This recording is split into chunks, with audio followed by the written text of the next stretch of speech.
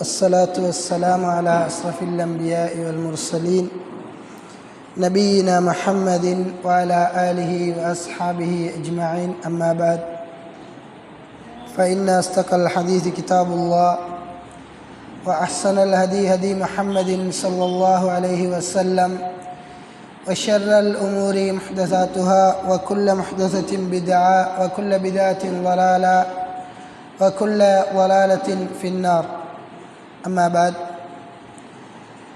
இந்த வாராந்த மார்க்க உபன்யாச நிகழ்ச்சியிலே கலந்து கொண்டிருக்கக்கூடிய உங்கள் ஒவ்வொருவர் மீதும் அல்லாஹ்வின் சாந்தியும் கிருபையும் என்றென்றும் உண்டாகட்டும் என்று வேண்டிக் கொண்டவனாக, அன்பார்ந்த சகோதரிகளே, தாய்மார்களே, இந்த மார்க்க விளக்க வகுப்பிலே கலந்து கொண்டிருக்கக்கூடியவர்கள் சம்பந்தமாக ரசூலுல்லாஹி ஸல்லல்லாஹு அலைஹி வஸல்லம் அவர்கள் குறிப்பிடும்போது மை யரிதுல்லாஹ் ஹைரன் யுஃபக்கிஹு ஃபித்தீன், யாருக்கு அல்லாஹ் நலவை நாடுகின்றானோ அவர்களுக்கு அல்லாஹ் மார்க்கத்தில் விளக்கத்தை கொடுப்பான் என்பதாக ரசூலுல்லாஹி ஸல்லல்லாஹு அலைஹி வஸல்லம் அவர்கள் குறிப்பிடுகின்றார்கள். அந்த அடிப்படையிலே இந்த இடத்தில் கலந்து கொண்டிருக்கக்கூடிய உங்கள் ஒவ்வொருவரையும் அல்லாஹ் சுப்ஹானஹு வ தஆலா முதற்கண் தேர்ந்தெடுத்திருக்கிறான் என்பதை நீங்கள் ஒவ்வொருவரும் புரிந்து செயற்படக்கூடியவர்களாக இருப்பீர்கள் என்று நம்புகிறேன். அந்த அடிப்படையில் அல்லாஹ் சுப்ஹானஹு வ தஆலா அவனுடைய குர்ஆனிலே குறிப்பிடுகின்றான், லா உக்ஸிமு பியௌமில் கியாமா வலா உக்ஸிமு பின் நஃப்ஸில் லவ்வாமா. இந்த அத்தியாயம் முழுக்க அல்லாஹ் சுப்ஹானஹு வ தஆலா மறுமை சம்பந்தமாகவே முழுமையாக குறிப்பிடுகின்றான். இந்த இஸ்லாத்திலே பிறந்திருக்கக்கூடிய நானாக இருக்கலாம், நீங்களாக இருக்கலாம், யாராக இருந்தாலும் மறுமை சம்பந்தமாக யாரும் எந்தவித மறுப்பும் கூறுவது கிடையாது. எல்லோரும் மறுமையை ஈமான் கொண்டிருக்கின்றோம். அது எந்த மதமாக இருந்தாலும் சரி, நாம் முஸ்லீமாக இருந்தால் நாம் முஸ்லீம்களும் மறுமையை ஈமான் கொண்டிருக்கின்றோம். அதுபோன்று கிறிஸ்தவர்களும் ஈமான் கொண்டிருக்கின்றார்கள், பௌத்தர்களும் ஈமான் கொண்டிருக்கின்றார்கள். அனைவரும் இந்த மறுமையை ஈமான் கொண்டிருக்கிறார்கள். ஆனால் முஸ்லீம்களாக இருக்கக்கூடிய நாங்கள் மட்டும் இந்த மறுமையை ஈமான் கொண்டதுடன் எங்களுக்கு மறுவாழ்வு ஒன்று இருக்கின்றது, இந்த மறுவாழ்வில் நாங்கள் உயிர் பெற இருக்கின்றோம் என்கின்ற ஒரு விடயத்தை நம்பி இருக்கின்றோம். ஆனால் இந்த மறுமையை ஈமான் கொண்டிருக்கக்கூடிய நாங்கள் இந்த மறுமைக்காக எதை செய்திருக்கின்றோம், இந்த மறுமைக்காக எங்களுடைய வாழ்க்கையில் என்ன அமல்களை செய்திருக்கின்றோம் என்று பார்த்தால் ஜீரோவாக இருக்கின்றது. இந்த உலகத்திலே மனிதன் படைக்கப்பட்டிருக்கின்றான். இந்த படைக்கப்பட்ட மனிதனுடைய வாழ்க்கை 4 கட்டங்களாக பிரிக்கப்படுகின்றது. முதலாவது, இந்த உலகத்திலே படைக்கப்பட்டு இந்த உலக வாழ்க்கை. இரண்டாவது, அந்த பர்சகுடைய வாழ்க்கை, கபருஸ்தலத்திலே நாங்கள் வாழ்கின்ற ஒரு வாழ்க்கை. மூன்றாவதாக அந்த மஹ்ஷர் மைதானத்திலே நாங்கள் இருக்கின்ற ஒரு வாழ்க்கை. நான்காவதாக நாங்கள் சுவனமாக இருந்தால் சுவனத்தில் எங்களுடைய வாழ்க்கை, நரகமாக இருந்தால் நரகத்தில் எங்களுடைய வாழ்க்கை. இதுதான் எங்களுடைய வாழ்க்கையுடைய கட்டங்களாக இருக்கின்றது. அன்பார்ந்த சகோதரிகளே, தாய்மார்களே, இந்த வாழ்க்கையிலே மனிதன் முதலாவதாக இருக்கின்ற ஒரு கட்டமாகத்தான் இருக்கின்றது இந்த உலக வாழ்க்கை. இந்த உலக வாழ்க்கை சம்பந்தமாக ரசூலுல்லாஹி ஸல்லல்லாஹு அலைஹி வஸல்லம் அவர்கள் குறிப்பிடும்போது ரசூலுல்லாஹி ஸல்லல்லாஹு அலைஹி வஸல்லம் அவர்கள் அவர்களது சஹாபாக்களுடன் ஒரு சந்தை பகுதியில் நடந்து போய் கொண்டிருக்கின்றார்கள். நடந்து கொண்டிருக்கின்ற சந்தர்ப்பத்திலே ஒரு ஓரத்தில் ஒரு ஆடு ஒன்று என்ன செய்து செத்து பிணமாக கிடக்கின்றது. அது எப்படிப்பட்ட ஆடு என்று சொன்னால், அவருடைய ஒரு காது வந்து ஒரு டேமேஜான ஒரு ஆடு. இந்த ஆட்டை ரசூலுல்லாஹி ஸல்லல்லாஹு அலைஹி வஸல்லம் அவர்கள் பார்த்துவிட்டு அந்த ஆட்டினுடைய ஒரு காதை பிடித்து சஹாபாக்களிடம் கேட்கின்றார்கள், இந்த ஆட்டை ஒரு திர்ஹமுக்கு உங்களில் வாங்குபவர்கள் யாராவது இருக்கின்றீர்களா என்று சஹாபாக்களை பார்த்து கேட்கின்றார்கள். சஹாபாக்கள் கூறுகின்றார்கள், யா ரசூலல்லாஹ், நாங்கள் ஒரு திர்ஹம் கொடுத்து வாங்குவதற்கு நாங்கள் யாரும் தயாராக இல்லை. இதை கேட்ட உடனே ரசூலுல்லாஹ் அடுத்த கேள்வியாக கேட்கின்றார்கள், இதை இலவசமாக வாங்குவதற்கு உங்களில் யாரும் தயாராக இருக்கின்றீர்களா என்று கேட்கின்றார்கள். கேட்ட உடனே அந்த இடத்திலே சஹாபாக்கள் ஒரு புன்முறுவல் பூத்துவிட்டு செல்கின்றார்கள். யா ரசூலல்லாஹ், இது உயிரோடு இருந்தால் கூட நாங்கள் என்ன செய்ய மாட்டோம், வாங்க மாட்டோம். ஏனென்று சொன்னால் இது டேமேஜான காது, டேமேஜான காதில் ஒரு குறையுள்ள ஒரு ஆடு. அப்படி இருக்கும்போது செத்த ஒரு ஆட்டை நாங்கள் வாங்குவோமா என்று கேட்கின்றார்கள். இதை கேட்ட உடனே ரசூலுல்லாஹி ஸல்லல்லாஹு அலைஹி வஸல்லம் அவர்கள் சஹாபாக்களை பார்த்து கேட்கின்றார்கள், இந்த அளவுதான் அல்லாஹ் இந்த உலகத்தை பார்க்கின்ற பார்வை. நீங்கள் இந்த ஆட்டை எவ்வளவு அற்பமான ஒரு பொருளாக கருதுகின்றீர்களோ அந்த அளவுக்கு அல்லாஹ் இந்த உலகத்தை அற்பமாக பார்க்கின்றான். இதுபோன்று ரசூலுல்லாஹி ஸல்லல்லாஹு அலைஹி வஸல்லம் அவர்கள் கூறிவிட்டார்கள். மற்றொரு சந்தர்ப்பத்தில் அல்லாஹ் இந்த உலகத்தை எப்படி பார்க்கான் என்கிறத கூறின ரசூலுல்லாஹ் மற்றொரு சந்தர்ப்பத்தில் சஹாபாக்கள் எல்லாரும் அமர்ந்து கொண்டிருக்கின்றார்கள். அமர்ந்து கொண்டிருக்கின்ற சந்தர்ப்பத்தில் ரசூலுல்லாஹ் ஒரு தண்ணீர் குவளைக்குள்ள அவர்களது ஒரு விரலை, ஆட்காட்டி விரலை என்று சொல்லி ஒரு ஹதீஸ் வருகிறது, அதுபோல பெருவிரலை என்று சொல்லி ஒரு ஹதீஸ் வருகின்றது. இரண்டு விதமான அறிவிப்புகள் வருகின்றது. இருந்தபோது ரசூலுல்லாஹி ஸல்லல்லாஹு அலைஹி வஸல்லம் அவர்கள் அவர்களது விரலை அந்த தண்ணீருக்குள்ளே விட்டு விரலை வெளியால் எடுத்து விட்டு செல்கிறாங்க. இந்த உலகம்ங்கிறது எப்படிப்பட்டது தெரியுமா? இந்த கையில், இந்த விரலில் ஒட்டி இருக்கிற தண்ணீரின் அளவுதான் இந்த உலகத்தினுடைய வாழ்க்கை. கடல் அளவு வாழ்க்கை, மறுமையுடைய வாழ்க்கை இருக்கின்றது. சுப்ஹானல்லாஹ், யோசிச்சு பாருங்க. நாம் பீச்சுக்கு போகிறோம். பீச்சுக்கு போய் அந்த பீச்சில் ஒரு அலொண்டு வருது. அவர்த்த உங்களோட விரலை விட்டு போட்டு அந்த விரலில் தண்ணீர் எடுத்து பாருங்க, அதில் எவ்வளவு தண்ணீர் வரும்? ஒரு 3 சொட்டு 4 சொட்டு தண்ணீர் வரும். ஆனால் இந்த கடலளவு வாழ்க்கை, மறுமையுடைய வாழ்க்கை இருக்கி. இதுக்காகத்தான் நம்மளோட சமூகம் இப்போ என்ன செய்யுது?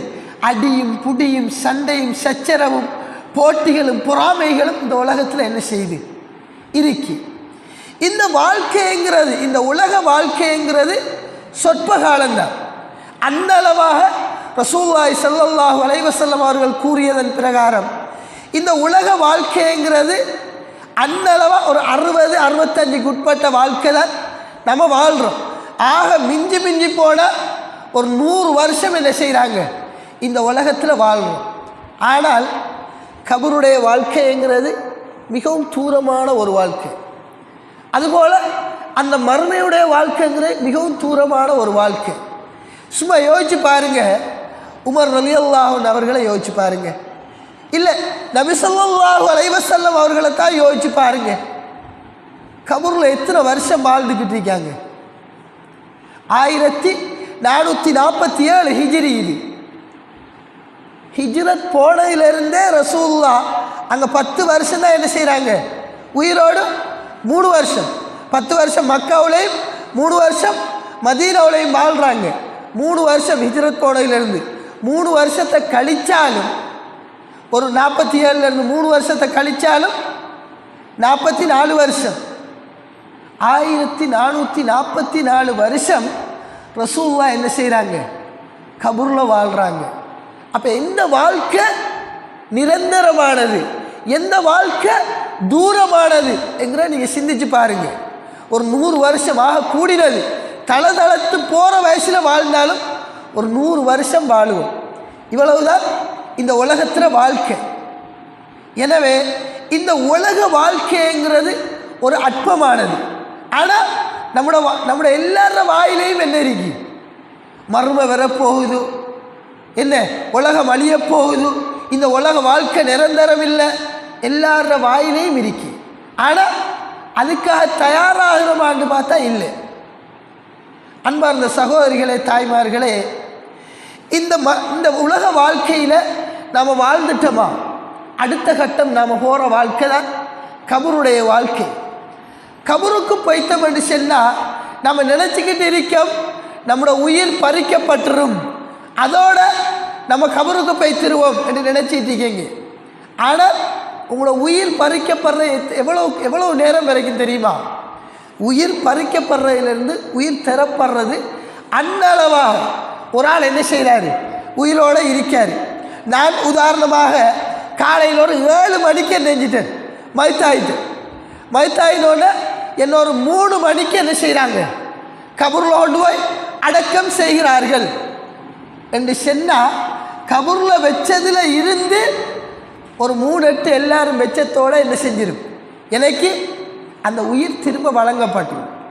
ஒரு 7 மணிலிருந்து ஒரு 3-3:15 வரைக்கும் தான் என் உயிர் என்கிட்ட இல்லாமல் இருக்கு. இதுதான் மரணம்.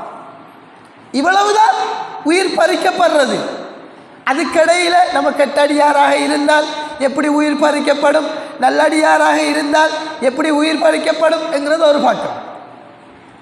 இப்படி உயிர் பறிக்கப்படுறதுங்கிறது நம்மளோட உடம்பில் நம்மளோட உயிர் இல்லாமல் இருக்கிறதுங்கிறது கொஞ்சம் நேரம் தான். அந்த 7 மணிலிருந்து ஒரு 3-3:15 வரைக்கும் தான் உயிர் இல்லாமல் இருக்கும். அதுக்கு பிறகு நம்மளோட உயிர் நமக்கு வழங்கப்பட்டு நமக்கும் இந்த உலகத்துக்கும் எந்த தொடர்பும் இருக்காது. நாம் சும்மா லேசாக நினைச்சிட்டு இருக்கோம், இந்த கபூரில் போய் அமர்ந்தோடனே லேசாக நம்ம நல்ல அமல்கள் கொஞ்சம் செஞ்சிருக்கோம், நம்ம நல்ல அடியார் தான், தொழுதிருக்கோம், வணங்கியிருக்கோம், பயானுக்கு போயிருக்கோம், தான தர்மம் கொடுக்கும் என்று நினைச்சிக்கிட்டு இருக்கோம். அன்பார்ந்த சகோதரிகளே, தாய்மார்களே, சஅத் இப்னு முஆத் ரலியல்லாஹு அன்ஹு அவர்கள், ரசூலுல்லாஹி ஸல்லல்லாஹு அலைஹி வஸல்லம் அவர்கள் மதீனாவுக்கு வாரத்துக்கு முன்னாலேயே முஸ்அப் இப்னு உமைர் ரலியல்லாஹு அன்ஹு அவர்களுடன் சேர்ந்து மதீனாவில் அழைப்பு பணியை மேற்கொண்டு ரசூலுல்லாஹ் மதீனாவுக்கு வரும்போது அவர்களுக்கு லேசான ஒரு வழியை திறந்து வச்ச ஒரு ஆள் தான் சஅத் இப்னு முஆத் ரலியல்லாஹு அன்ஹு அவர்கள். எப்படிப்பட்ட ஒரு சஹாபி என்று சொன்னால், அவருடைய மரணத்தை, அவருடைய அந்த மரண செய்தி கேட்டு அல்லாஹ்வினுடைய அரசு நெஞ்சிச்சாம், நடுங்கிச்சு. அந்த அளவுக்கு ஒரு சஹாபி அவருடைய கபர் ஸ்தலத்தில் ரசூலுல்லாஹி ஸல்லல்லாஹு அலைஹி வஸல்லம் அவர்கள் நின்று கொண்டிருக்கின்றார்கள். அந்த நேரத்தில் ரசூலுல்லாஹி ஸல்லல்லாஹு அலைஹி வஸல்லம் அவர்கள் திடீரென்ன போல சுப்ஹானல்லாஹ் என்று குறிப்பிடுறாங்க. அதுக்கு பிறகு கொஞ்ச நேரத்தையில் அல்ஹம்துலில்லாஹ் என்று சொல்கிறாங்க. கபரெல்லாம் மையத்தெல்லாம் அடக்கி முடிஞ்சு பிறகு அல்லாஹ்வுடைய தூதரிடம் சஹாபாக்கள் கேட்கின்றார்கள், யா ரசூலல்லாஹ், நீங்கள் 2 தடவை என்ன தஸ்பீஹ் செஞ்சீங்க, ஃபஸ்ட்டு சுப்ஹானல்லாஹ் நீங்கள், அடுத்து அல்ஹம்துலில்லாஹ்னு சொன்னீங்க, என்ன காரணம் என்று சொல்லி கேட்ட உடனே அந்த ரசூலுல்லாஹி ஸல்லல்லாஹு அலைஹி வஸல்லம் அவர்கள் குறிப்பிடுகின்றார்கள், சஅத் இப்னு முஆத் ரலியல்லாஹு அன்ஹு அவர்கள் எவ்வாறுபட்ட ஒரு நல்லடியார் என்பது நாம் எல்லாரும் அறிந்தது. அப்படிப்பட்ட சஅத் இப்னு முஆதை கூட இந்த கபர் நெருக்குவதை என்ன செய்யல, விட்டு விடல. கபர் அவரை கூட என்னஞ்சிச்சு, நெருக்கிச்சு. அதை பார்த்த உடனே தான் நான் என்ன சுப்ஹானல்லாஹ் என்று குறிப்பிட்டேன். அதன் பிற்பாடு அந்த கபர் நெருக்குவதை விட்டது நான் அல்ஹம்துலில்லாஹ் என்று குறிப்பிட்டேன் என்று கூறுகின்றார்கள். அன்பார்ந்த சகோதரிகளே, தாய்மார்களே, அப்படி உயர்ந்த நிலையில் இருக்கக்கூடிய அல்லாஹ்வின் அரசு எந்த ஒரு நபிக்கு கூட நடுங்கல்ல. நபிமார்களுடைய அந்த மரண செய்திகள் கேட்டு கூட நடுங்காத அல்லாஹ்வினுடைய அரசு ஒரு சஹாபிக்கு நடுங்கியது. அவ்வாறுபட்ட ஒரு சஹாபிக்கு கூட இந்த சோதனை என்று சொன்னால் நானும் நீங்கள் மாத்திரம் இந்த இடத்துல இருக்கிற நான் சுவனத்துக்கு நன்மாராயம் கூறப்பட்டாளா? இல்லை இந்த உலகத்தில் வாழ்கிற யாராவது ஒருவர் சுவனத்துக்கு நன்மாராயம் கூறப்பட்டாக்கள் இருக்கமா?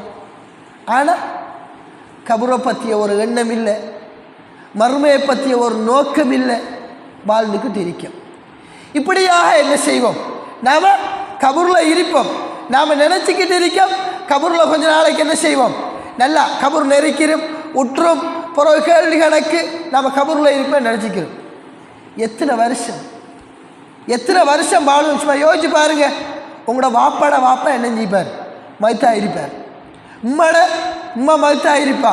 உம்மா மயத்தா இருப்பா. எத்தனை வருஷம் கபூருக்கு வாழுவாங்க? இப்பயும் கபூரில் இருப்பாங்க. சும்மா யோசிச்சு பாருங்க. கபூரில் நல்ல நிலையில் இருப்பார்களா கெட்ட நிலையில் இருப்பார்களா தெரியா. ஆனால் இந்த உலகத்தில் சூர் ஊதப்படும் வரைக்கும் அவர்கள் அந்த கபூரில் இருப்பாங்க. நாம் மரணித்ததன் பிற்பாடு நாம் கபூருக்கு போவோம். கபூருக்கு போய்த்தோமா, எந்த நிலையில் நாம் இருக்கமோ, எந்த நிலையில் எங்களுடைய வாழ்க்கையை நாம் அமைச்சு கொண்டோமோ அந்த நிலையில தான் நம்முடைய கபூருடைய வாழ்க்கை என்ன செய்யும்? இருக்கும். இருந்ததுக்கு பிறகு மிக முக்கியமான ஒரு கட்டம் தான் மஹ்ஷருடைய வாழ்க்கை. மஹ்ஷருடைய மைதானம் என்பது நாம் நினச்சிட்டு இருக்க நம்முடைய பாலமுட பப்ளிக் கிரவுண்ட் மாதிரி நினச்சிட்டு இருக்கோம். எல்லாரும் ஒன்று சேர்ந்து அந்த மஹ்ஷருடைய மைதானத்தில் அல்லாஹ் என்ன செய்வான்? மஹ்ஷர் என்று சொன்னால அதோட கருத்து என்ன? மஹ்ஷர் என்றால் ஒன்று திரட்டப்படும் இடம். எல்லாரும் இந்த உலகத்தில் வாழ்கிற மக்களாக இருக்கலாம், மனிதர்களாக இருக்கலாம், ஜின்களாக இருக்கலாம், விலங்குகளாக இருக்கலாம், மலாய்க்காமாராக இருக்கலாம், நபிமார்களாக இருக்கலாம், எல்லோரையும் அல்லாஹ் என்ன செய்வான்? அந்த இடத்துல ஒன்று திரட்டுவான். அது காவியராக இருந்தாலும் சரி, முஸ்லீமாக இருந்தாலும் சரி. நம்மளோட பாலமுட ஊரை ஒரு இடத்துல கூட்டினா எப்படிப்பட்ட ஒரு பிரம்மாண்டமாக இருக்கும். பாலமுனையை விடுங்கள, இந்த கிழக்கு மாகாணம் இலங்கையை எடுத்தா இந்த உலகத்தையே அல்லாஹ் என்ன செய்வான்? மஹ்ஷருடைய மைதானமாக ஆக்குவான். இந்த உலகத்தை அல்லாஹ் அப்படியே மாற்றி அமைச்சிருவான். இந்த உலகத்தில் இருக்கிற மலைகள் எல்லாம், மரங்கள் எல்லாம் எப்படி காணல் நீராக நமக்கு தெரியும். அப்படி இந்த உலகத்தை என்ன செய்வான்? அல்லாஹ் மாற்றி அமைப்பான். யுபத்திலு என்று குர்ஆன் ஆயத்தில் கூறுவான். மாற்றி அமைச்சு போட்டுருவான் அல்லாஹ். அப்படியோ மாற்றி அமைச்சு நாம் நினச்சிக்கிட்டு இருக்கோம். கற்பனைக்கு நாம் கற்பனை கூட பண்ணேன். நான் இப்போ செல்றேன் தானே, செல்றத்தை விட ஒரு அகோரமான ஒன்றாக இருக்கும் அந்த நேரம். நினைச்சும் பார்க்க இயலாது. உதாரணமாக இந்த பாலமுனை அப்படி அல்லாஹ் அழிச்சு, இந்த அம்பார மாவட்டத்தை அல்லாஹ் அழிச்சு கட்டான் தரையாக மாற்றினா எப்படி இருக்கும்? அல்லாஹ் இந்த உலகத்தே அப்படியே மாற்றி போட்டுருவான். அப்படி மாற்றியதன் பிற்பாடு அல்லாஹ் என்ன செய்வான்? எல்லோரையும் ஒரு மயக்கமுறை செய்வான். மயக்கமுறை செய்து அல்லாஹ் என்ன செய்வான்? எழுப்பாட்டுவான். ரசூலுல்லாஹி ஸல்லல்லாஹு அலைஹி வஸல்லம் அவர்கள் ஒரு சந்தர்ப்பத்தில் ஆயிஷா ரலியல்லாஹு அன்ஹா அவர்களோடு அமர்ந்து கொண்டு இருக்கும்போது குறிப்பிடுகின்றார்கள். புகாரியில் 5105வது ஹதீஸாக வருகின்றது. கூறுகின்றார்கள், அந்த மஹ்ஷருடைய மைதானத்தில் மனிதர்கள் எல்லாம் எவ்வாறு எழுப்பாட்டப்படுவார்கள் தெரியுமா? எவ்வித ஆடைகளும் இல்லாமல் எழுப்பாட்டப்படுவார்கள். காலில் ஒரு பாட்டா கூட இல்லாமல், செருப்பு இல்லாமல் எழுப்பாட்டப்படுவார்கள். ஆண்கள் ஹத்னா செய்யப்படாமல் எழுப்பாட்டப்படுவார்கள். இந்த நிலையில தான் அல்லாஹ் எல்லாரையும் எழுப்பாட்டுவான். ஆயிஷா நாயகி ரசூலுல்லாஹி ஸல்லல்லாஹு அலைஹி வஸல்லம் அவர்களை பார்த்து கேட்கின்றார்கள், யா ரசூலல்லாஹ், இந்த உலகத்தில் நாங்கள் எங்களுடைய மறைக்க வேண்டிய பகுதிகளை எல்லாம் மறைச்சி அஜ்னபி மஹ்ரமி பேணி நாங்கள் வாழ்கிறோமே, அந்த மஹ்ஷருடைய மைதானத்தில் இவ்வாறு எழுப்பப்படும் போது மற்றவர்கள் எங்களை பார்க்க மாட்டார்களா என்று கேட்கின்றார். ரசூலுல்லாஹி ஸல்லல்லாஹு அலைஹி வஸல்லம் அவர்கள் குறிப்பிடுகின்றார்கள், யா ஆயிஷா, அந்த நேரத்தில் பார்க்கக்கூடிய நிலையில் யாரும் இருக்க மாட்டார்கள். உதாரணமாக நம்முடைய நாட்டில் அண்மையில் ஒரு சம்பவம் ஒன்று நடந்துச்சு. ஒருத்தர் என்ன செஞ்சார்? ஒரு வெளிநாட்டு ஆளொன்று எந்தவித ஆடையும் உடுக்காமலுக்கு மோட்டார் பைக்கில் எடுத்துகிட்டு என்ன செஞ்சார்? வெளியிறங்கி ரோட்டால் வந்தார். ஒரு 4-5 கிழமை அதான் நியூஸ். அதான் எல்லா டிவி சேனல்களையும் நியூஸாக இருந்தது. அந்த மறுமையுடைய அந்த மஹ்ஷருடைய மைதானத்தில் எல்லாரும் இதே நிலையில் தான் இருப்பாங்க. ஒரு ஆள் மத்தால பார்க்க மாட்டார். அந்த மஹ்ஷருடைய மைதானத்தில் அந்த சூர் ஊதப்பட்ட பிற்பாடு ஒரு தாய் அந்த பிள்ளைக்கு பால் கொடுத்த நிலையில் அந்த பிள்ளை கீழே கிடக்கிறது கூட தெரியாம ஓடுவோம். அப்படிப்பட்ட ஒரு நிலையில தான் அந்த மஹ்ஷருடைய மைதானம் இருக்கும். அல்லாஹ் சுப்ஹானஹு வ தஆலா அந்த மஹ்ஷருடைய மைதானத்தில் எல்லோரையும் என்ன செய்வான்? மயக்கமுற்று எழுப்பாட்டச் செய்வான். எழுப்பாட்டச் செய்த உடனே முதலாவதாக ஆடை அணிவிக்கப்படுவர் யார் தெரியுமா? இப்ராஹிம் அலைஹிஸ்ஸலாம் அவர்கள். ஹலீலுல்லா, அல்லாஹ்வினுடைய உற்ற தோழர், உற்ற நண்பர் இப்ராஹிம் அலைஹிஸ்ஸலாம் அவர்களுக்கு அல்லாஹ் என்ன செய்வான்? முதலாவதாக ஆடை அணிவிப்பான். அந்த மஹ்ஷருடைய மைதானத்திலே அல்லாஹ் எல்லாரையும் எழுப்பாட்டி அல்லாஹ் என்ன செய்வான்? ஒவ்வொருத்தர் அந்த பாவத்துக்கும் ஏற்றபடி அல்லாஹ் என்ன செய்வானா? அந்த சூரியனை கொண்டாந்து வைப்பான். ஒருவர் எந்த அளவுக்கு பாவம் செய்கிறாரோ, எந்த அளவுக்கு இந்த உலகத்தில் அவருடைய பாவமான காரியங்களில் திளைத்திருக்கின்றாரோ, அந்த அளவுக்கு இந்த சூரியன் அவருக்கு அந்த மேலரிக்கும். ஒருவர் குறைவான அளவு பாவம் செஞ்சிருந்தாருன்னா கொஞ்சம் மேலரிக்கும். அதை விட கொஞ்சம் கூடுதலாக பாவம் செஞ்சிருந்தாருன்னா அதை விட கொஞ்சம் கீழே இருக்கும். இப்படி இப்படி இப்படி ஒரு ஷான் வரைக்கும் என்ன செய்யும்? இந்த சூரியன் என்ன செய்யும்? அவர்களுக்கு மேலே வந்திருக்கும். சுப்ஹானல்லாஹ், யோசிச்சு பாருங்க. எத்தனையோ மைலுக்கு அங்கே இருக்கிற சூரியன் சூடே நமக்கு தாங்க இயலாது. அவ்வாறு இருக்கும் நிலையில் இந்த சூரியன் ஒரு ஷானுக்கு மேலே இருக்கும் என்று சொன்னால் அந்த நேரத்தில் இருக்கிற ஒரே ஒரு நிழல் என்ன தெரியுமா? அல்லாஹ்வினுடைய அரசுடைய நிழல் மட்டும்தான் இருக்கும். அரசுடைய நிழல் மட்டும்தான் அந்த நேரத்தில் இருக்கும். அந்த அரசுடைய நிழல் 7 கூட்டத்துக்கு இருக்கும். இதில் நிறைய பேர் நினைச்சிட்டு இருக்கீங்க, பொம்பளைகள் என்ன ஒரு ஆள் இந்த பள்ளியில் அல்லாஹ்வுடன் தொடர்புடைய பள்ளியுடன் தொடர்புடைய ஒரு இளைஞர் என்ன செய்வார்? அதில் ஒரு கூட்டமாக இருப்பார். பொம்பளைகளுக்கு வாய்ப்பில்லானே என்று நினைச்சிட்டு இருக்க. சில விஷயங்கள் ரசூலுல்லாஹி ஸல்லல்லாஹு அலைஹி வஸல்லம் அவர்கள் பொதுப்படையாக கூறினார்கள். பொதுப்படையாக கூறப்பட்ட விடயங்கள் பெண்களுக்கும் அடங்கும், ஆண்களுக்கும் அடங்கும். எனவே இந்த 7 கூட்டத்தில் பெண்களும் உள்ளடங்கப்படுவார்கள். எனவே இந்த கூட்டத்தில் நாங்களும் ஒருவராக சேர வேண்டும் என்கிறதுல நாம் உன்னிப்பாக இருக்கணும். இந்த கூட்டத்தில் என்னையும் ஒரு ஆளாக சேர்த்துடியா அல்லாஹ் என்று துவா கேட்கக்கூடியவர்களாக நாங்கள் இருக்கணும். மாறாக இதெல்லாம் பற்றி யோசிக்காமல், இதெல்லாம் பற்றி சிந்திக்காமல் இன்னொரு துவா கேட்கக்குள்ளையெல்லாம் நமக்கு என்ன செய்யறதில்ல, இந்த விஷயங்கள் ஞாபகம் வரல. உலகாயுத விஷயங்கள் மட்டும்தான் ஞாபகம் வர. இவ்வாறு இருப்போம். இதெல்லாம் விட்டு போட்டு நாம் அந்த மஹ்ஷருடைய மைதானத்தில், மஹ்ஷருடைய நிலையில் எங்களுக்கு அல்லாஹ்வினுடைய அந்த அரசுடைய நிழல் கிடைக்க வேண்டும் என்பதில் நாங்கள் என்ன செய்யணும்? உறுதியாக இருக்கணும். அந்த மஹ்ஷருடைய மைதானத்தில் அல்லாஹ் என்ன செய்வானாம்? நம்மள்கிட்ட கேள்விகளுக்கு கேட்கிறதுக்கு முன்னால் என்ன செய்வான்? மலக்குமார்கள் 50 பேரை கூப்பிடுவான். மலக்குமார் 50 பேரையும் அல்லாஹ் என்ன செய்வானாம்? கூப்பிடுவானாம். கூப்பிடக்குள்ள எப்படி இருக்கும் அந்த காட்சி? மலக்குமார்கள் எப்படி இருப்பாங்கன்னு சொன்னால், ஒரு நாளைக்கு பைத்துல் மாமூர் என்று செல்லக்கூடிய ஒரு பள்ளி ஒன்று என்ன செய்யுது? அந்த வானுலோகத்தில் இருக்கு. அந்த பைத்துல் மாமூரில் மலாய்க்காமார்கள் ஒரு நாளைக்கு 70,000 மலாய்க்காமார்கள் அதுக்குள்ளே என்ன செய்வாங்க? நுழைவார்கள். 70,000 மலாய்க்காமார்கள் நுழைவார்கள். அவர்கள் வெளியேற மாட்டார்கள். அப்போ எத்தனை கோடி மலக்குமார்கள் அந்த நேரத்தில் இருப்பாங்க? அந்த மஹ்ஷருடைய மைதானத்தில் குர்ஆனில் வருகிறது, அணி அணியாக, சஃபன் சஃபா மலாய்க்காமார்களை அல்லாஹ் என்ன செய்வான்? அணி அணியாக என்ன செய்வான்? வர வைப்பான். நாம் நினச்சிட்டு இருக்கிற மாதிரி இல்லை. இப்போ உதாரணமாக நம்முடைய நாட்டில் சுதந்திர தினம் கொண்டாடப்படும். சுதந்திர தினம் கொண்டாடக்குள்ளே என்ன செய்வாங்க? முப்படைகளும் வரும். பார்க்குறதுக்கே சும்மா என்ன செய்யும்? கண்கொள்ளா காட்சியாக இருக்கும். அப்படி லைனாக வருவாங்க. அப்படி எல்லாம் ஒரே எக்ஷனை செய்வாங்க.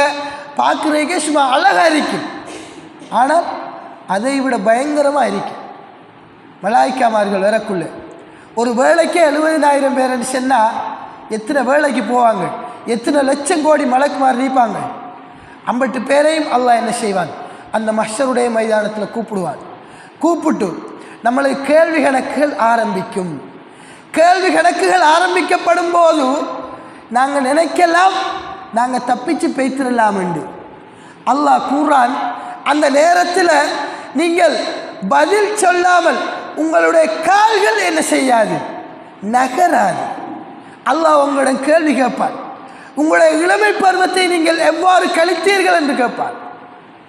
சரியாக கழிக்கலையா, சரியாக பதில் நம்மக்கிட்ட இல்லையா, அந்த நேரத்தில் எங்களுடைய கால்கள் நகராது.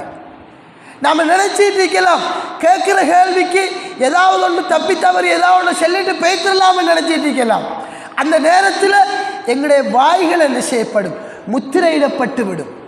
எங்களுடைய கைகள் பேசும், எங்களுடைய கால்கள் பேசும். பாவமான காரியங்கள் செய்கிறதுக்கு இந்த கையை பயன்படுத்தினோமா, அந்த கை பேசும். யா அல்லாஹ் என்ற இந்த கையை கொண்டு என்னை கொண்டு இந்த மனிதன் இந்த பாவமான காரியத்தில் ஈடுபட்டான். யா அல்லாஹ் இந்த பாவமான காரியத்தை கேட்பதற்காக இந்த காதை பயன்படுத்தினான், காது பேசும். யா அல்லாஹ் ஒரு பாவமான காரியத்துக்காக என்னை இந்த கால் மூலமாக நடந்து சென்றான், அந்த கால் பேசும். அந்த மஹ்ஷருடைய மைதானத்தில் நாம் நினைச்சுக்கிட்டு இருக்கலாம் லேசா தப்பிச்சுட்டு பேத்திடலாம் என்று. அன்பார்ந்த சகோதரிகளே, தாய்மார்களே, அல்லாஹுக்கு சுப்ஹானஹு வ தஆலா அந்த விசாரணை என்பது லேசு மாசான விசாரணை இல்லை. நாம் நினச்சிக்கிட்டு இருப்போம் சும்மா லேசாக தப்பிச்சுட்டு பேத்திடலாம் என்று. நாம் நினச்சிக்கிட்டு இருக்கோம் கோர்ட்டில் ஜட்ஜ் எப்படி விசாரிக்காரோ அப்படி அல்லாஹ் முன்னுக்கு நின்று அங்கே கோர்ட்டில் நிற்கிற மாதிரி நாம் நின்று இப்படி விசாரிப்போம் என்று நினச்சிட்டு இருக்கீங்க. லேசான ஒரு விசாரணை இல்லை, மிகவும் கஷ்டமாக இருக்கும். ஒவ்வொரு விஷயத்தையும் அல்லாஹ் என்ன செய்வான், விசாரிப்பான்.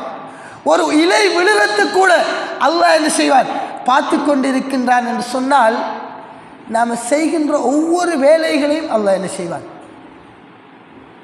எக்ஸாக்டாக செல்லுவான். நம்ம லேசாக நினச்சிக்கிட்டு இருக்கோம், அவருக்கு தெரியாதானே செய்கிறது, அவைக்கு தெரியாதானே, அவைக்கு தெரியாமல் இவைகிட்ட பேசுகிற, இவைக்கு தெரியாமல் அவைக்கிட்ட பேசுகிற. எல்லாரையும் அல்லாஹ் என்ன செய்வான், நிலை நிறுத்துவான். அந்த இடத்துல அல்லாஹ் முதலாவதாக கேட்கக்கூடிய கேள்வி என்னத்தை பற்றி, தொழுகையை பற்றி அல்லாஹ் கேட்பான். கேள்வி கணக்குகள் கட்டம் கட்டமாக இருக்கும். நாம் நினச்சிக்கிட்டு இருக்கோம் அல்லாஹ் இவ்வளவு பேர்கிட்ட எப்படி கேள்வி கேட்பான், யோசிக்கலுமா? யோசிச்சு பாருங்க, ஆதம் அலைஹிஸ்ஸலாம் அவர்கள் தொடக்கம் இந்த உலகத்திலே கடைசியாக பிறக்கின்ற குழந்தை வரைக்கும் அல்லாஹ் என்ன செய்வான், கேள்விகளை கேட்பான். யோசிக்கலுமா? அதையும் எப்படி கேள்விகளை கேட்பான், ஒவ்வொரு விஷயத்தையும் கேள்விகளை கேட்பான். இப்போ உதாரணமாக நான் பிறந்தையில் இருந்து நான் இப்போது இருக்கும் வரைக்குமான என்னுடைய எல்லா விஷயங்களையும் ஒவ்வொரு நாளும் நான் செய்த விடயங்களையும் கேள்விகளை கேட்குறேன்னு சொன்னால் ஒரு ஜட்ஜிக்கு முடியுமா? இல்லை, ஒரு ஜட்ஜிக்கு தான் எத்தனை நாள் எடுக்கும் விசாரித்து முடிக்கிறேன்டாலும். அந்த அல்லாஹுக்கு சுப்ஹானஹு வ தஆலா இந்த உலகத்தில் வாழ்ந்த எல்லாரிடம் கேள்வி கேட்பான்னு சொன்னால் அந்த கேள்வி கணக்கு எப்படி இருக்கும்? எனவே அன்பார்ந்த சகோதரிகளே, தாய்மார்களே, அல்லாஹுக்கு சுப்ஹானஹு வ தஆலா அந்த மஹ்ஷருடைய மைதானத்திலே கேட்க இருக்கின்ற கேள்விகளுக்கு நாங்கள் தயார் நிலையில் இருக்க வேண்டும். அல்லாஹுக்கு சுப்ஹானஹு வ தஆலா முதலாவதாக கேட்கின்ற கேள்விதான் தொழுகை சம்பந்தமாக கேட்பான். தொழுகை விடயத்தில் நாங்கள் எவ்வாறு இருக்கிறோம்? பெண்களாக இருக்கக்கூடியவர்கள் தொழுகை விடயத்தில் எவ்வாறு இருக்கிறோம்? எல்லாரும் தொழுகை விடயத்தில் பொடுபோக்கு, அல்லாஹ் நாடிய ஒரு சிலரை தவிர.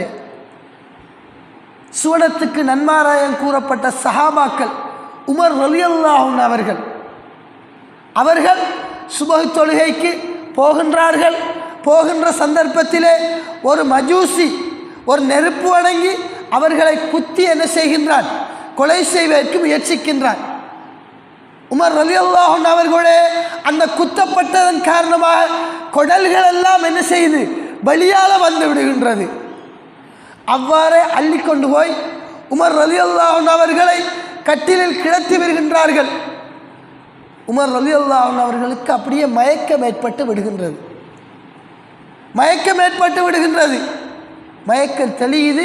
சுபஹ் தொழுகைக்கு பிறகு மயக்கம் தெளிஞ்ச உடனே தலைமாட்டில் இப்னு அப்பாஸ் ரலியல்லாஹு அன்ஹு அவர்கள் அமர்ந்து கொண்டிருக்கின்றார்கள். அந்த சந்தர்ப்பத்திலே கண் முழிக்காங்க அப்பால். அப்போ உமர் ரலியல்லாஹு அன்ஹு அவர்களை பார்த்து இப்னு அப்பாஸ் ரலியல்லாஹு அன்ஹு அவர்கள் சொல்கின்றார்கள், அமீருல் முஃமினீனே, நீங்கள் இன்னும் சுபஹ் தொழல. எப்படிப்பட்ட ஒரு வார்த்தை யோசிச்சு பாருங்க. இதை கேட்ட உமர் ரலியல்லாஹு அன்ஹு அவர்கள் என்ன செய்கிறாங்க? உடனே தண்ணீரை ஏற்பாடு செய்யுங்கள் சொல்கிறாங்க. இதே நிலையில் நம்முடைய வீட்டிலேயோ நம்மளையோ ஒரு சம்பவம் இடம்பட்டால் எப்படி இருக்கும்? அந்த நேரத்தில் நாம் இருந்து என்ன செய்வோம்? பக்கத்தில் இருந்தால் கூட நாம் என்ன செய்வோம்? அப்போ கண்ணை முழிக்க மனுஷன் இப்படியா சொல்கிறேன் என்று சொல்லி செல்லுவோம். பாருங்க, இதுக்கு எப்படிப்பட்டவர் உமர் அலி, எப்படிப்பட்ட ஒரு நபித்தோழர். சுவனத்தில் அவருக்கென்று ஒரு ஊடு இருந்துச்சு. சுவனத்துக்கு நன்மாராயம் கூறப்பட்டவர். ஆனால் எப்படி இருந்தாங்க? தொழுகை விஷயத்தில் எப்படி இருக்காங்க? அவருடைய ஈமான் எப்படி இருந்துச்சு? இந்த உலகத்தில் வாழ்கிற நாம யாராவது ஒருவர், இந்த உலகத்தில் வாழ்கிற நமக்கு சுவனத்துக்கு நன்மாராயம் கூறப்பட்டு விட்டீர்கள் என்று சொன்னால் எப்படி இருக்கு நம்முடைய நிலைமை? எந்த அமலும் செய்ய மாட்டோம். ஏன்? நமக்கு தானே சுவனம் என்று சொல்லி வாழ்ந்துட்டு இருப்போம். ஆனால் சுவனத்துக்கு நன்மாராயம் கூறப்பட்ட நபித்தோழர்களுடைய நிலை இப்படி. உமர் ரலியல்லாஹு அன்ஹு அவர்கள் எப்படி இருந்தாங்க? அபூ ஹுதாஃபா ரலியல்லாஹு அன்ஹு அவர்கள், ரசூலுல்லாஹி ஸல்லல்லாஹு அலைஹி வஸல்லம் அவர்கள் அபூ ஹுதாஃபா ரலியல்லாஹு அன்ஹு அவர்களிடம் முனாஃபிக்களுடைய பட்டியலை கொடுத்து விடுகின்றார்கள். கொடுத்து விட்டு சம்பவம் முடிஞ்சு ஒரு சந்தர்ப்பத்தில் அபூ ஹுதாஃபா பின்னால் உமர் ரலியல்லாஹு அன்ஹு அவர்கள் போய்கொண்டிருக்கின்றார்கள். அபூ ஹுதாஃபா நிற்கார், உமர் அலியும் நிற்காங்க. அபூ ஹுதாஃபா நடக்கார், உமர் அலியும் நடக்காங்க. இப்படி நடந்து சென்றோன்னே அபூ ஹுதாஃபா திரும்பி பார்த்தா உமர் அலி நின்றுக்கிட்டு இப்படியோ நடந்துகிட்டு இருக்கு. அபூ ஹுதாஃபா உமர் அலி அவங்கள நோக்கி வாராங்க. வந்து கேட்கார், யா உமரே, நீங்கள் என்ன செய்கிறீங்க? என்னை பின்தொடர்ந்து வாரீங்கன்னு நினைக்கிறேன், என்ன காரணம் என்று கேட்ட உடனே உமர் ரலியல்லாஹு அன்ஹு அவர்கள் கேட்கின்றார்கள், அபூ ஹுதாஃபாவே, உங்களிடம் உமர் ரலியல்லாஹு அன்ஹு அதாவது நபி ஸல்லல்லாஹு அலைஹி வஸல்லம் அவர்கள் உங்களுடைய முனாஃபிக்களுடைய பட்டியலை தந்தார்கள். அந்த பட்டியலில் எனது பெயர் இருக்கின்றதா என்று பார்த்து சொல்லுங்கள் என்று உமர் ரலியல்லாஹு அன்ஹு அவர்கள் கேட்கின்றார்கள். சுப்ஹானல்லாஹ், எப்படிப்பட்ட ஒரு ஈமான்! ஆனால் சர்வசாதாரணமாக நம்ம வாழ்ந்துட்டு இருக்கோம். தொழுகை சம்பந்தமாக எந்த ஒரு அபிப்பிராயமும் நம்மிடத்தில் இல்லை. தொழுகிறோமா டைமுக்கு? பெண்கள் தொழுகை, அதாவது ரசூலுல்லாஹி ஸல்லல்லாஹு அலைஹி வஸல்லம் அவர்கள் குறிப்பிட்டார்கள், தொழுகையை அதன் நேரத்தில் தொழ வேண்டும். ஆனால் பெண்கள் எப்படி தொழுகிறீங்க நீங்கள்? உதாரணமாக அசர் லுஹருடைய தொழுகை என்ன செய்கிறேன்?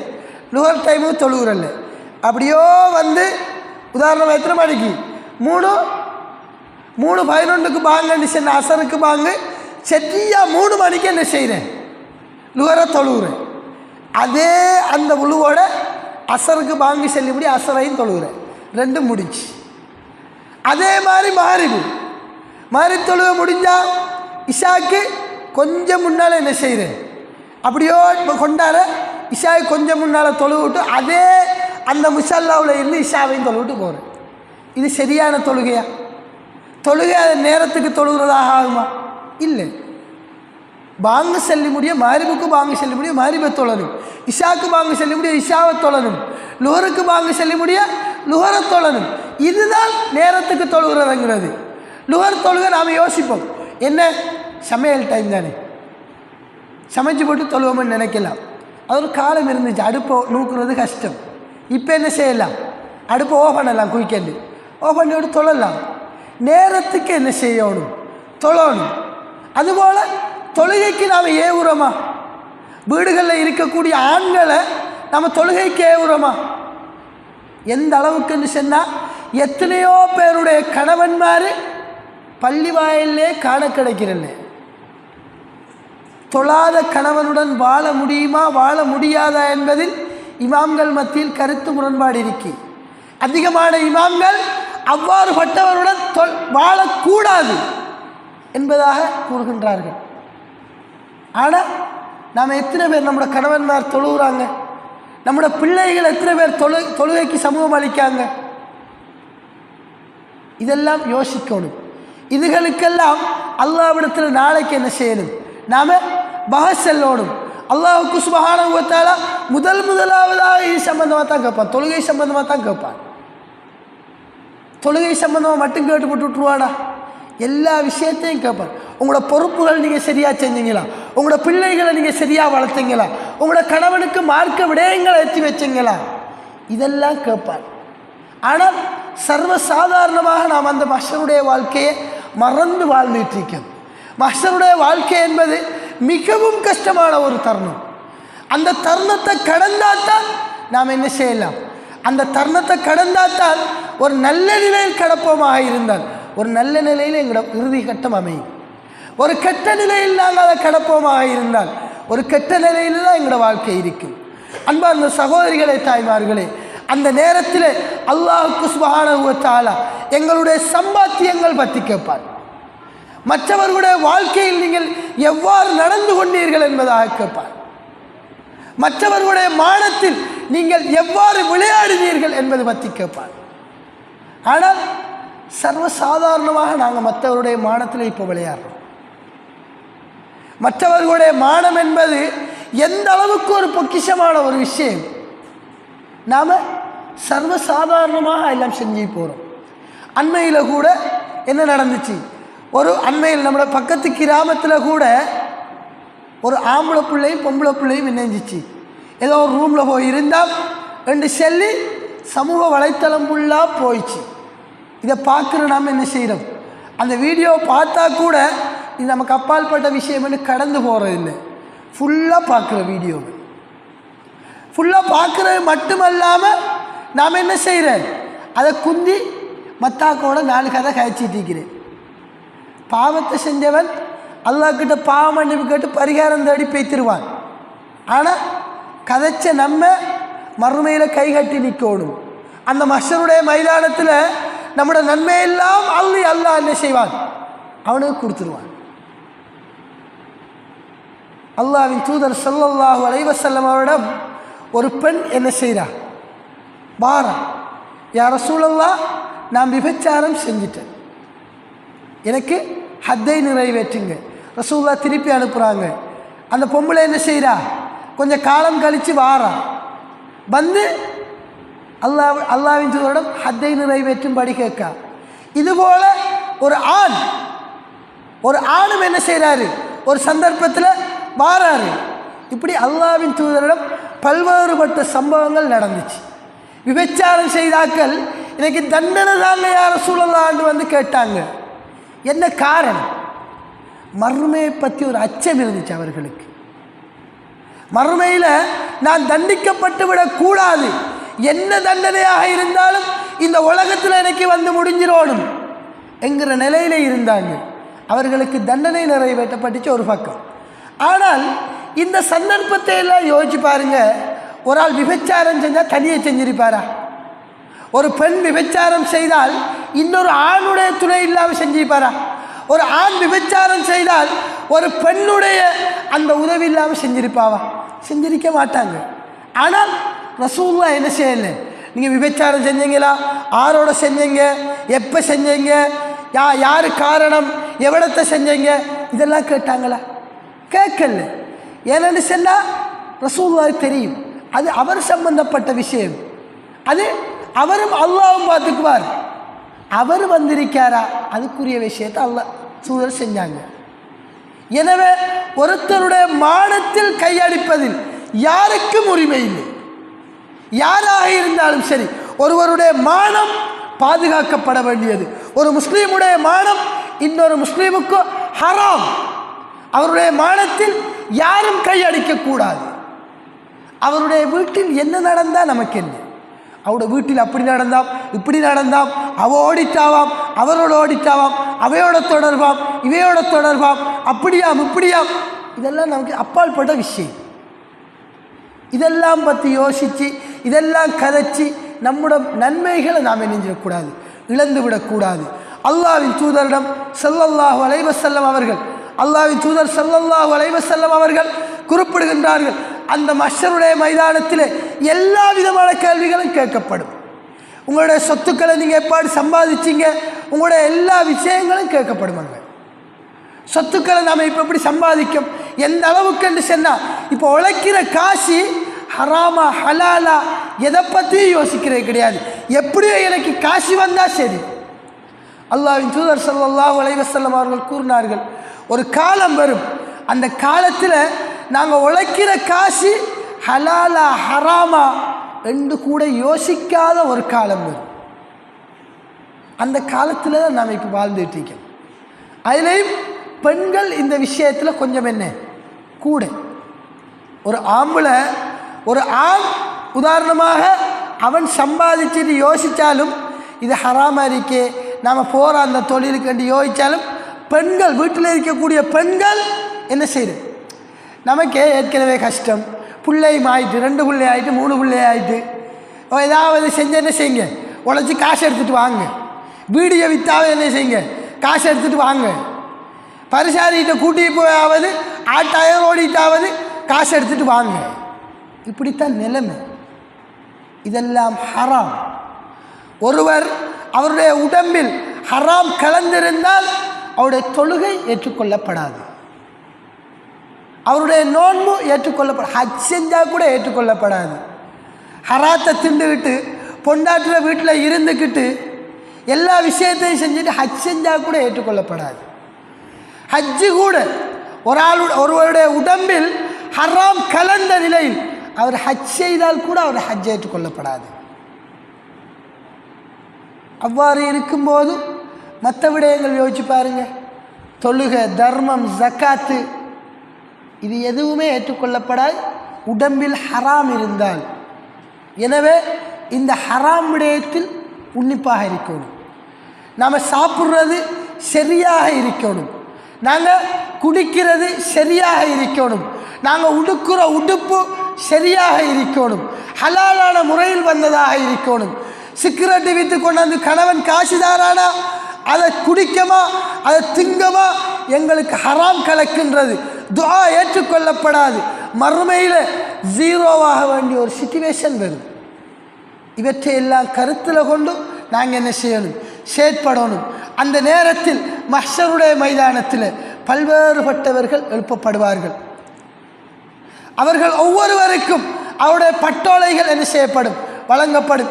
எல்லா கேள்விகளும் கேட்கப்பட்டதன் பிற்பாடு ஒருவருடைய கையில், வலது கையில் அவர் பட்டோலை வழங்கப்பட்டதாக இருந்தால் அவர் நல்லடியார். அவர் என்ன செய்வார், அந்த பட்டோலை எடுத்துக்கொண்டு போய் எல்லார்ட்டையும் ஓடி ஓடி போய் காட்டுவார்.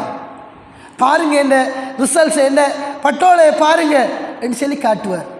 அதே ஒரு கெட்டடியாராக இருந்தால் அவர் என்ன செய்வாராம், தன்னை வலது கையால் அந்த பட்டோலையை வாங்குறதுக்கு தூக்குவார் கையை. அந்த நேரத்தில் அவருடைய கை என்ன செய்யும், அதை வாங்குவதற்கு மறுக்கும். ஒட்டோவாவே அவருடைய இடது கை என்ன செய்யும், அதை பற்றி பிடித்து கொள்ளும். அவர் கெட்ட அடியாராக என்ன செய்வார், அந்த இடத்துல பதிவு செய்யப்படுவார். அவர் கூறுவார், இந்த நாள் வராமல் இருந்திருக்கப்படாதா, இந்த ஒரு நாள் வராமல் இருந்திருக்கப்படக்கூடாதா என்று கேட்பாரா. அந்த அளவுக்கு ஒரு அகோரமான ஒரு நிலையை அவர் என்ன செய்வார், அந்த கெட்ட அடியார் காணுவார். அந்த நேரத்தில் அந்த மஹ்ஷருடைய மைதானத்தில் சிலர் என்ன செய்யப்படுவாங்களாம், எழுப்பப்படுவாங்க. அவர்கள் மறுமையில் அந்த மஹ்ஷருடைய மைதானத்தில் காது செவிடாக எழுப்பப்படுவார்கள், கண் குருடாக எழுப்பப்படுவார்கள். இவர்கள் எப்படிப்பட்டார்கள் தெரியுமா, அவர்கள் அல்லாஹ்விடம் கேட்பார்களாம், யா அல்லாஹ், இந்த உலகத்தில் நாங்கள் பார்க்கக்கூடியவர்களாக இருந்தோம், காது கேட்கக்கூடியவர்களாக இருந்தோம். ஆனால் இப்போ எங்களை எப்படி ஆக்கியிருக்கே, என்னையா அல்லாஹ் என்று கேட்பார்களா? அல்லாஹ் கூறுவானாம், என்னுடைய வசனங்களும் என்னுடைய விடயங்களும் உங்களை காதுகளுக்கு வரும்போதும் நீங்கள் அதை கேட்கக்கூடிய ஆக்களாக இருக்கல. அதுபோன்று என்னுடைய விடயங்கள் உங்களிடம் காட்டப்படும் போதும் அதை பார்க்கக்கூடிய ஆக்களாக நீங்கள் இருக்கல. அதால தான் உங்களுக்கு இந்த நிலைமை. இப்போ பாருங்க, இந்த நேரத்தில் இந்த மார்க்க விஷயம் நடக்குது. வாராந்தம் ஒரு நாள் இந்த மார்க்க விஷயம் நடக்குது. இந்த மார்க்க சபையில் எத்தனை பேர் கலந்து கொண்டு இருக்காங்க? இந்த ஊரில் எத்தனை பேர் இருக்காங்க? பெண்கள் இப்போ வெளியிறங்கி பாருங்க, ரோட்டில் கைரேகை போட்டு எத்தனை பொம்பளைகள் இருப்பாங்க? நபி ஸல்லல்லாஹு அலைஹி வஸல்லம் அவர்கள் கூறுற பொம்பளைகள் இவங்க. அந்த நேரத்தில் மஹ்ஷருடைய மைதானத்தில் காது செவிடா எழுப்பப்படுறார்கள் இவங்க. ரசூலுல்லாஹி ஸல்லல்லாஹு அலைஹி வஸல்லம் அவர்கள் குறிப்பிட்டார்கள், அந்த மறுமையில் நரகத்தில் அதிகமான பெண்களை நான் பார்த்தேன். அப்போ ஆண்களை விட பொம்பளைகள் கொஞ்சம் பயப்படணும். ஏன்? பொம்பளைகள் கூட நரகத்தில், அப்போ நம்ம பயப்படணும். இது என்னடான்னு சொன்னால், கிழமையில் ஒரு நாள் நடக்கிற மார்க்க வகுப்பு கூட போகல, என்ன செய்கிறேன், ரோட்டோரத்தில் கைரேகை போட்டு சும்மா குந்திட்டு இருக்கிறேன். இப்போ போய் பாருங்க, இந்த ரோட்டில் எத்தனை ரோட்டில் கைரேகை போட்டு குந்திட்டு இருப்பாங்க, சும்மா காய்ச்சிட்டு இருக்கிறேன். மறுமையை பற்றி ஒரு பயம் இல்லை. உஸ்மான் ரலியல்லாஹு அன்ஹு அவர்கள் கபரை பற்றி பேசினால் தாடி நனைகிற அளவுக்கு அழுவாங்க. அலி ரலியல்லாஹு அன்ஹு அவர்கள் கபரை பார்த்தாலே என்ன செய்வாங்க, அழுதுவாங்க கபராடிக்கு போய். இவங்களெல்லாம் சுவனத்துக்கு நன்மாராயம் கூறப்பட்டார்கள். இந்த கைரேகை போட்டு விட்டிருக்கிறார்கள் ரோட்டில், சுவனத்துக்கு நன்மாராயம் கூறப்பட்டாங்களா? இப்படிப்பட்டாக்களை தான் அல்லாஹ் என்ன செய்வான், அந்த மறுமையில் கண் குருடா எழுப்பாட்டுவான். வேதனைகள் சும்மா லேசாக நினைச்சிட்டு இருக்காங்க. இந்த உலகத்தில் இருக்கிற நெருப்பு அவர்கள் அந்த நெருப்பில் போட்டு பற்ற வச்சா எப்படி கஷ்டப்படுவாங்க. அந்த மறுமையில் இதை விட, இந்த நெருப்பை விட 70 மடங்கு பாரதூரமான ஒரு நெருப்பு அங்கே காத்துக்கிட்டு பயம் இல்லை. அந்த மறுமையில் இவர்களுக்கு உணவு என்ன வழங்கப்படும்? ஜக்கூம், ஹுஸ்லீன், லரி, இப்படி ஏராளமான உணவுகள். ஒவ்வொரு உணவுகளும் பாரதூரமான உணவுகள். தண்ணி கேட்பாங்க, சுட்டு தண்ணி கொடுக்கப்படும், குடிப்பாங்க. குடல்கள் எல்லாம் என்ன செய்யும், துண்டு துண்டா செதறும். சாப்பாடு கேட்பாங்க, கொடுக்கப்படும். அந்த சாப்பாடு விஷம், தனி விஷமான முச்செடிகள் வழங்கப்படும். அந்த விஷ முச்செடிகள் ஒரு துளி அவளுக்கு கொடுக்கப்படுற, ஒரு ஆளுக்கு கொடுக்கப்படுற உணவுல இருந்து ஒரு துளி இந்த உலகத்தில் உளுமாக இருந்தால் இந்த உலகம் முழுக்க விஷமாகிவிடும். 2ஆம் உலக யுத்தத்தில் விழுந்த அந்த அணுவாயுதத்தில் தாக்கமே இன்னும் என்ன செய்யல, உலகத்தை விட்டு போகல. ஒரு அணுவாயுதத்தில், அந்த அணுவாயுதத்தை இத்தவரைக்கும் எந்த ஒரு நாடும் பயன்படுத்தக்கூடாது என்று உலக நாடுகள்லாம் தடை வீச்சிருக்கி. ஆனால் அந்த நரகத்தில் கொடுக்கப்படுற உணவுட ஒரு துளி இந்த உலகத்தில் விழுந்தால் உலகே விஷமாகிவிடும் என்று சொன்னால், அது ஒரு மனுஷனுக்கு அந்த உணவு கொடுக்கப்படும் என்றால் எந்த அளவு வேதனை இருக்கும். அந்த மறுமையில் நரகத்தில் எனக்கு தண்ணி தேவைன்னு சொன்னால் அல்லாஹ் நரகவாசிகளோட சீலையும் சலத்தையும் கொடுப்பான். இந்த குடியன் இதெல்லாம் பற்றி யோசிக்கிறது கிடையாது, இதெல்லாம் பற்றி சிந்திக்கிறது கிடையாது. ஆனால் கேட்டால் மட்டும் சொர்க்கம் வேணும், கேட்டால் மட்டும் சொகுசு வேணும். ஆனால் கிழமையில் ஒரு நாள் பயானுக்கு வரையலாம். ஆனால் பள்ளியில் பயத்தம் கொண்ட குடுபாடு இது 10 பேருக்குன்னா 15 பேர் வந்து நிற்பாங்க. பயத்தங்கோட்டைக்கு அந்த இது சொன்னால் லைன் என்று சொன்னால் மார்க்க விஷயத்துக்கு எப்படி நிற்கணும், இதெல்லாம் பற்றி யோசிக்கிறது இல்லை, இதெல்லாம் பற்றி சிந்திக்கிறது இல்லை. என்னத்துக்கு வாழ்கிறீங்க? வாழ்க்கைக்குரிய ஒரு அர்த்தம் என்ன? அல்லாஹ்வின் தூதர் ஸல்லல்லாஹு அலைஹி வஸல்லம் அவர்கள் கூறின அந்த கடலுக்கும் கடலளவு வாழ்க்கைக்கும் என்ன தயார் செஞ்சு வச்சிருக்கோம்? அன்பார்ந்த சகோதரிகளே, தாய்மார்களே, இந்த உலகத்திலே வாழக்கூடிய நாம், இந்த உலக வாழ்க்கை என்பது ரசூலுல்லாஹி ஸல்லல்லாஹு அலைஹி வஸல்லம் அவர்கள் கூறினார்கள், இந்த உலகத்திலே வாழக்கூடிய நாம் ஒரு வழிப்போக்கனை போல வாழ வேண்டும். அதை மட்டும் நினைச்சிட்டோம்னா போதும். உதாரணமாக இந்த ஊரிலே இருக்கக்கூடிய நாம் வேறொரு ஊருக்கு போகிறோம். உதாரணமாக கொழும்புக்கு போகிறோம். கொழும்புக்கு போனால் அந்த இடத்துல நாம் ஊடு கட்டி வளவு கட்டி வாசல் கட்டி இருந்து போட்டு வருவோமா? கொஞ்சம் நாளைக்கு வாழ போகிறோம் ரெண்டு சொன்னால் ஒருத்தர் இருந்து போட்டு வாரத்துக்கு தான் யோசிப்போம். ஏன்னு சொன்னால் என்ன உண்மையான இருப்பிடம் இதுதான். இந்த முஸ்லீமாக இருக்கக்கூடியவர்கள் அனைவரதும் உண்மையான இருப்பிடம் அந்த மறுமை. அந்த மறுமையுடைய வாழ்க்கைக்காக எங்களை தயார் செய்யக்கூடியவர்களாக, எங்களை தயார் நிலையில் ஆக்கக்கூடியவர்களாக நாங்கள் ஒவ்வொருவரும் இருக்க வேண்டும். அவ்வாறுபட்டவர்களாக எங்கள் ஒவ்வொருவரையும் அல்லாஹ் ஆக்கி அருள்வானாக. வ ஆஹிரு தஅவானா அல்ஹம்துலில்லாஹி ரப்பில் ஆலமீன்.